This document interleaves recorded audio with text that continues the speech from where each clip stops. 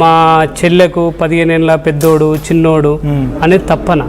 ఎందుకంటే ఈరోజు ఆమె లేదు కాబట్టి నువ్వు ఆమె మీద ఒక అబండ చేస్తున్నావు, అది తప్పు. నువ్వు లైవ్లో చిరంజీవికి ఫోన్ చేస్తాను, లైన్లో హోల్డ్లో ఉండండి.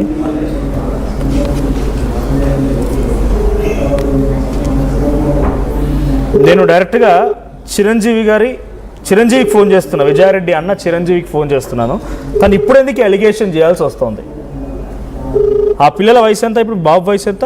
బాబు వయసు 16 సంవత్సరాలు, పాప వయసు 17 సంవత్సరాలు. పెళ్లి జరిగి 18 సంవత్సరాలు. 18 సంవత్సరాలు పెళ్లి అయిపోయిన తర్వాత బాబు పాప ఆయన దుబాయ్లో పనిచేస్తారు, ఇక్కడ ఆమె మంచిగా హాయిగా జాబ్ చేసుకుంటుంది.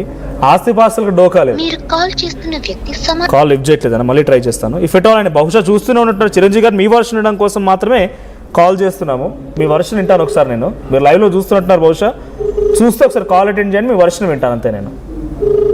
సో ఇప్పుడు ఆయన మా బావ అంటే సురేందర్ రెడ్డి గారు విజయారెడ్డి కంటే చాలా పెద్దవాడు, 10-15 సంవత్సరాలు పెద్దవాడు.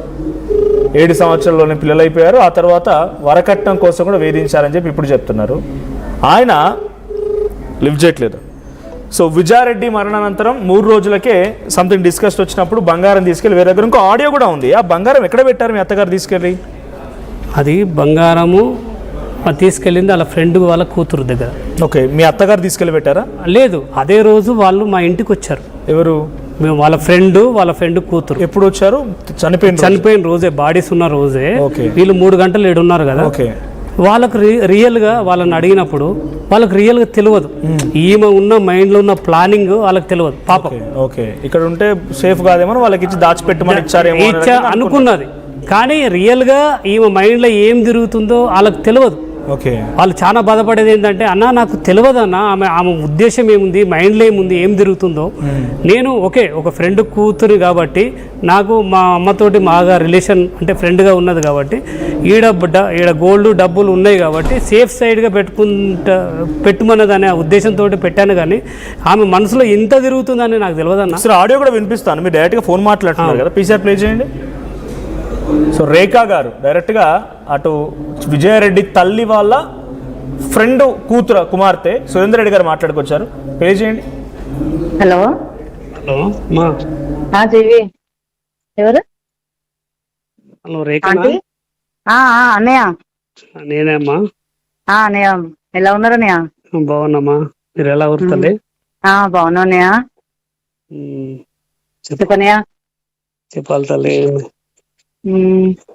టిఫిన్ చేసి రానయ్య? అమ్మా కొంచెం నాకు ఒక సమాచారం కావాల కోసం నీకు ఫోన్ చేశాను రా. చెప్పనయ్య, పర్లేదు చెప్పండి. ఏం లేదురా, ఆ రోజు శాంతి చనిపోయింది కదా. అవునన్నయ్య. చనిపోయిన రోజు అందరు వెళ్ళిపోయిన తర్వాత మీరు అందరు ఉన్నారు కదా ఆడ. అవునన్నయ్య. అప్పుడు అత్తయ్య మీకు గోల్డ్ ఇచ్చారా? అవునన్నయ్య. అదే అంటున్నామా, ఏంటంటే వీళ్ళు చనిపోయిన తర్వాత మళ్ళీ తీసుకున్నారు కదా. అదే అంటే ఎప్పుడు తీసుకురామా? ఎప్పుడు తీసుకురు తల్లి? తీసుకున్నానే తల్లులు అవుతుందనే, మాకు పెళ్లి ఉండే అంత ముందుకే ఇచ్చేసినాము. ఓకే, అదే అట్లా లేదు తల్లి. ఇప్పుడు మేము సావు అయిపోయి దినాలు అయిపోయినాక కాశీకి పోయి వచ్చినాక తీసుకురారా, ఇప్పుడే తీసుకురా? కాశీకి పోయి వచ్చినాక తీసుకురా. ఓకే. హలో బంగారాన్ని వాళ్ళ ఇంట్లో పెట్టేశారు, తర్వాత తీసుకొచ్చుకున్నారు. ఇప్పటికి మీకు ఇచ్చారా? మరి ఏం లేదండి, వాళ్ళ దగ్గర ఉంది. నేను బంగారం గురించి డబ్బు గురించి ఇంతవరకు అడగలేదు వాళ్ళని. నాకు ఫస్ట్ డాక్యుమెంట్ గురించి అడిగినప్పుడు ఇదంతా షాకుల మీద షాకులు ఉంది. ఇంకా బంగారం ఇప్పుడు అదే సందర్భం వచ్చినప్పుడు బంగారం అంటే రైల్వే పోలీసు దగ్గర పోయినప్పుడు ఆమె ఏం చెప్తుందంటే, నీకు 7 తులాలే ఉంది, నేను కేజీన్నర తీసుకొని పెట్టుకుంటే నాకు 7 తులాలే ఉందని చెప్తుంది. అంటే నేను ఒకటే అన్నాను, అమ్మా నీకేమో 20-30 తులాలు ఉంటుంది, నేను నా వైఫ్ కష్టపడ్డా కానీ 7 తులాలు అని చెప్తున్నారు. సరే ఓకే, మీకు మీకు మీకు ఎట్లా న్యాయం అయితే అట్లా చేయండి అని సపరేట్గా నేను దాని గురించి డిస్కస్ చేయలేదండి. డబ్బు గురించి గోల్డ్ గురించి డిస్కషన్ తక్కువ చేశాను. నేను మెయిన్ చేసింది ఏంటంటే డాక్యుమెంట్స్ గురించి అడిగాను ఫస్ట్. తర్వాత ఇప్పుడు నేను అడిగేది ఏంటంటే నా పిల్లలు ఎట్లా చనిపోయారో కావాలి ఫస్ట్ నాకు. ఈ డబ్బు గోల్డ్ అనేది తర్వాత ముచ్చట. ఈ జరిగి కూడా సుమారు 2 నెలలు అయిపోయింది కదా. జీఆర్పీ పోలీసులు దీన్ని టేకప్ చేసి ఇన్వెస్టిగేషన్ చేస్తున్నారు. ఫోన్ సీజ్ చేసిరు, ల్యాప్టాప్ సీజ్ చేసిరు, ఆఫీస్ దగ్గరికి వెళ్ళి తన ఆఫీస్లో ఎంక్వైరీ చేసిరు. మిమ్మల్ని ఎంక్వైరీ చేసినట్టున్నారు, మిమ్మల్ని ఎంక్వైరీ చేసిరు, చిరంజీవిని తల్లి ఎంక్వైరీ చేసిరు. ఏం తేల్చారు అసలు ఇప్పటివరకు ఈ 2 months ఆఫ్ ఇన్వెస్టిగేషన్లో పోలీసులు తేల్చింది ఏంటిది? పోలీసులు తేల్చింది ఏంటంటే వాళ్ళ దగ్గర వాళ్ళు క్లియర్గానే ఉన్నారండి. అంటే వాళ్ళ దగ్గర కొంచెం డేటా ఉంది. ఒక మొబైల్ మాత్రం ఫోరెన్స్ ల్యాబ్ నుంచి వస్తే ఫుల్ డేటా తెలుస్తుందండి. ఫోరెన్స్ ల్యాబ్లో ఆమె మొబైల్ ఓపెన్ అయ్యి ఉండి ఆమె ఎక్కడెక్కడ మనీ పంపించింది, ఆమె డేటా ఏంది అదొక్కటి తెలుసుకుంటే మాత్రం అది దీనికి ఎందుకు చనిపోయింది అంటే ఒక విషయంలో క్లారిటీ ఏమైనా వచ్చిందా మీకు? తను సస్పీషియస్గా చనిపోయిందా, అంటే ఎవరైనా ప్రొవోకేట్ చేయడం మూలంగా తనని ఇబ్బంది పెట్టడం మూలంగా చనిపోయిందా, లేదు అంతా అనుకుంది ఏంటంటే ఇన్ఫ్యాక్ట్ ఇప్పటికి కూడా అదే అనుకుంటున్నారు చాలామంది పాపం తెలియక. ఇప్పుడు మీరు బయటకు వచ్చి మళ్ళీ మీకు తిట్టడంత వరకు కూడా అనుమానం కలగకుండా అక్కడితో, ఎందుకంటే సైలెంట్ అయిపోయింది కాబట్టి తనంతట తానే ఇబ్బంది పడుతూ బయటికి చెప్పలేకుండా కొంత సైకలాజికల్ డిసార్డర్తో పిల్లల్ని తీసుకెళ్ళి ఆ రకంగా పాల్పడిందా? అయితే ప్రొవొకేషనా, సైకలాజికల్ డిసార్డరా? ఇప్పుడు 2 ఉన్నాయండి. ఇలా ఏది అంటే వాళ్ళు ఏదన్నా చనిపోవడానికి ప్రేరేపించిరా తెలియదు. అంటే మా వైపు చనిపోవడానికి. ఎందుకంటే దీని ఇంకా ఇప్పుడు అదే చెప్తున్నాను నేను, పోలీసులు కరెక్ట్ వాళ్ళని గట్టిగా విచారిస్తే అన్నీ తెలుస్తాయి తల్లి, అన్నీ తెలుస్తాయి అన్న. ఎందుకని అంటే ఆడ లోపల ఏ మతలబు ఉందనేది మనకు తెలుస్తలేదు.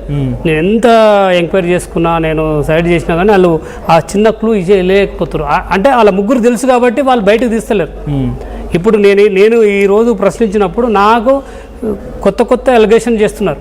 నీకు ఏజ్ ఎక్కువ ఉందని, నువ్వు దుబాయ్ తీసుకుపోలేదని, నీకు మీ అమ్మ నాన్నతోటి మా చెల్లెకు ప్రాబ్లం ఉందని. ఇప్పుడు ఎందుకు వచ్చింది? నేను అడిగేది ఒకటే అడుగుతున్నాను. అదే మీరు గిట్ట అదే అడగండి. నేను డైరెక్ట్ మిమ్మల్ని అడుగుతున్నాను, మీరు గిట్ట అదే తెలుసుకోండి. ఏంది మా చెల్లె ఎందుకు చనిపోయింది మీరు గిట్ట అడగండి, అదే ముచ్చట. నేను అడుగుతున్నా కదా, నా భార్య నా పిల్లలు ఎందుకు చనిపోయారో నేను గట్టిగా అడుగుతున్నాను. నేను ఎక్కడికైనా వెళ్తాను, నాకు న్యాయం జరిగే వరకు అందరినీ కలుస్తాను, అందరిని అడుగుతాను, ప్రార్థిస్తాను. నేను ఒంటరిని, నాకు తెలుసుకోవాలని ఉంది. మీరు కూడా సేమ్, మీరు కూడా తెలుసుకోవాలి. మీరు మాట్లాడుతున్నారు, పోలీసులు కలుస్తున్నారు. పోలీసులు మీకు చెప్పిన మాట ఏంటి? ఒకటి రైల్వే పోలీస్ వాళ్ళు ఆల్రెడీ 60% వాళ్ళు ఎంక్వైరీ అయిపోయింది వాళ్ళ దగ్గర. ఓ ఫోరెన్స్ ల్యాబ్ కోసం వెయిట్ చేస్తున్నారు. ఫోరెన్స్ ల్యాబ్ వచ్చి రిపోర్ట్ వచ్చిందంటే వాళ్ళు ఫైనల్ చేస్తారు. వాళ్ళు ఎక్కడికి ఏం చెప్పారంటే ఒకటి దీని వెనుక మానసిక ఒత్తిడి ఒకటి ఉంది, ప్రెజర్ ఉంది. అంటే ఎవరో ఒకరు ప్రెజర్ చేశారు. అది డేటా ఖచ్చితంగా వస్తుందండి. ఏంటంటే ఇప్పుడు నేనేమంటున్నా అంటే ఒక ప్రాబ్లం జరిగినప్పుడు దాని సొల్యూషన్ కంపల్సరీ ఉంటుంది. ఇప్పుడు ఆమె చనిపోయింది, దేనికి చనిపోయింది, ఎవరు ఇబ్బంది పెట్టారు, అమ్మ అన్న తమ్ముడా లేకపోతే బయట వాళ్ళ, అదైతే బయటకు వస్తుంది కదా, ఖచ్చితంగా బయటకు వస్తుంది. నేను ఆ బయట కోసమే నేను వెయిట్ చేస్తున్నాను. ఎందుకంటే నా పిల్లలు నా భార్య చనిపోయింది, కారణం ఏంది అది ఒకటి తెలుసుకోవాలి. ఎందుకంటే అది తెలుసుకోకపోతే నా జీవితాంతం అది ఏం జరిగిందనే. మీ కంప్లైంట్ ఏమైంది మరి? మేడిపల్లిలో మీరు ఇచ్చిన కంప్లైంట్ ఏమైంది? నేను మేడిపల్లి ఇచ్చానండి. ఇచ్చినప్పుడు సిఎస్ఆర్ గారు 2 రోజులు 3 రోజులు టైం పడుతుంది, ఎందుకంటే ఆయన బందోబస్తులో అక్కడ వెళ్తున్నారు, ఐపీఎల్ ఉంది. ఆయన మంచిగా చెప్పాడు. ఏం చెప్పాడంటే మీకు ప్రాణభయం, నా ప్రాణభయం ఉందని అడిగాను. మీకు ఏం టెన్షన్ పెట్టుకోకండి, మీ ప్రాణానికి ఏ ప్రాబ్లం ఉండదు. ఒకవేళ సపోజ్ మీకు ప్రాబ్లం భయం అనిపించినప్పుడు 100 కాల్ చేయండి, 10 నిమిషాలు మేము ఉంటాం. నేను చెప్పాను ఇదంతా మా అత్తయ్య బొమ్మర్ది వాళ్ళ భార్య మీదనే అనుమానం ఉంది సార్ అంటే, నేను ఖచ్చితంగా విచారించి నిజాలు బయటికి తీసుకొస్తా అని చెప్పాడు శంకరయ్య గారు. పక్క నమ్మకం ఉంది. ఎందుకంటే పోలీస్ డిపార్ట్మెంట్ మీద నాకు చాలా నమ్మకం. చిన్నప్పటి నుంచి వాళ్ళు హీరోలాగానే చూసేది. ఇప్పుడు వాళ్ళు మీడియా మిత్రులు, ప్రజలు దీన్ని ఎట్లయినా కొలిక్కి తీసుకొని వస్తారు అని నమ్మకంతో నేను బయటకు వచ్చాను. లేకపోతే నన్ను బయటకు రాకుండా ఇవి ఎవిడెన్స్ కలెక్ట్ చేయకుండా ఎంతో మందితోటి నన్ను ఎంక్వైరీ చేయించారు, నన్ను ఫాలో చేయించారు. దీని ఇంకెంతో నడిచింది. కానీ నేను ఒంటరిగా వెళ్ళాను. చచ్చిపోయినా నో ప్రాబ్లం, కానీ ఈ విషయం బయటికి రావాలి నాకు. చావడానికి నాకు ప్రాబ్లం లేదన్న. ఈరోజు చనిపోయినా రేపు చనిపోయినా ప్రాబ్లం లేదు నాకు. కానీ నా పిల్లలు, నా భార్య ఎందుకు చనిపోయింది, మా భార్య చనిపోయినప్పుడు భార్య చనిపోయింది అనుకోండి, పిల్లలు ఎందుకు తీసుకెళ్ళింది ఎమ్మటి? భార్య చనిపోవాలని ఆమెకు వీళ్ళు ప్రెషర్ పెట్టారు అనుకోండి, పిల్లలు ఎందుకు చనిపోయారు? పిల్లల్ని ఏమన్నారు? వీళ్ళేమైనా బెదిరించారా? బయట వాళ్ళని బెదిరించారా? లేకపోతే ప్రాబ్లం ఇక్కడి నుంచే ఉందా? అమ్మ నాన్న నుంచే, వాళ్ళ అమ్మ, వాళ్ళ అన్న, వాళ్ళ వదిన నుంచే ఉందా? థ్రెడ్ ఉందని అనుకుందా? అది నాకు తెలియాలి కదన్నా. ఇప్పుడు నేను ఒక భర్తగా, ఒక తండ్రిగా నేను కోరుకునేది అదొక్కటే. డెఫినెట్గా నేను కూడా ప్రామిస్ చేస్తున్నా, మన వ్యూ ఆఫ్ ఆర్టీవీ అండ్ నా తరపున 100% దీని వెనుక ఎవరున్నారనేది తెలిసేంత వరకు మీ పోరాటంలో ఆర్టీవీ కూడా స్టాండ్ చేస్తుంది. ఎవరైనా కానివ్వండి, అది దాని వెనుక ఎవరైనా ప్రేరేపించినా, ఇంకేం జరిగినా పోలీస్ ఎట్టకేలకి ఏం జరిగిన విషయాన్ని వాళ్ళు బయట పెట్టేంత వరకు వీల్ స్టాండ్ విత్ యూ. మీతో పాటుగా ఆర్టీవీ కూడా ఉంటుంది. సో ఆ పోరాటంలో మేము కూడా డెఫినెట్గా మావని సపోర్ట్ చేస్తూనే ఉంటాం. సో ఎనీహౌ నిజంగా మీరు అనుభవించిన బాధ బహుశా ఎవరికి రాకూడదు. ఇక శత్రువు అయినా సరే ఎవరికి రాకూడదు.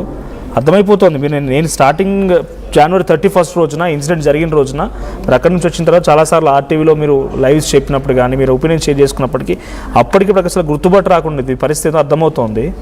మీరు మాతో మొన్న మా రిపోర్టర్ వచ్చి ఇంటి దగ్గరికి వచ్చి అడిగినప్పుడు కూడా మీరు ఆ వస్తువులు చూపిస్తూ, పిల్లలు ఆడుకున్న వస్తువులు చూపిస్తుంటే మీరు కన్నీళ్ళు పెడుతున్నారు. బట్ అది ఎవరు తూడ్చలేని బాధ, ఎవరు దాన్ని తూడ్చి ధైర్యం చెప్పలేము. బట్ డెఫినెట్గా will stand with you. So present Chiranjeevi ఆయన కూడా రకరకాల అనుమానాలు వ్యక్తం చేస్తూ కొన్ని వీడియోల రూపంలో రిలీజ్ చేస్తున్నప్పటికీ ఇప్పుడు ఎందుకు అనుమానం కలుగుతుంది అనేది సురేందర్ రెడ్డి అడుగుతున్న క్వశ్చన్.